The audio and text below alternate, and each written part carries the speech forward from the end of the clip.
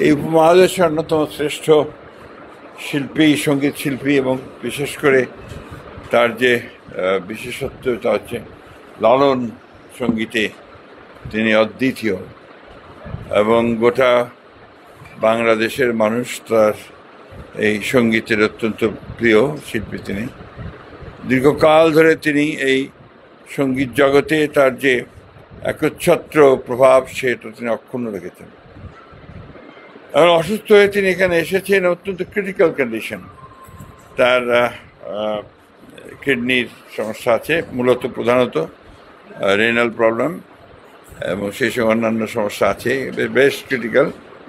হাসপাতাল কর্তৃপক্ষ, ডক্টরসরা তার যথেষ্ট কেয়ার নিচ্ছেন। আমার আহ্বান সরকারের কাছে যে এরকম একজন গুণী শিল্পী যিনি বিশ্বে সমাদৃত, তার চিকিৎসার জন্য তাদের স্পেশাল বোর্ড তৈরি করা উচিত, এবং অবিলম্বে আমি আহ্বান জানাবো যে বোর্ড করে তাকে সর্বোচ্চ চিকিৎসা বিদেশে দরকার হলে দেওয়ার ব্যবস্থা করতে হবে।